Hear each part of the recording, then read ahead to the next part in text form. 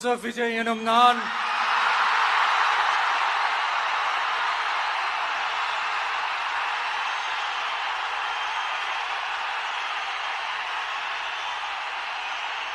சட்டப்படி அமைக்கப்பெற்ற இந்திய அரசியல் அமைப்பின்பால் உண்மையான நம்பிக்கையும் மாறா பற்றும் கொண்டிருப்பேன் என்றும் இந்திய நாட்டின் ஒப்பில்லாத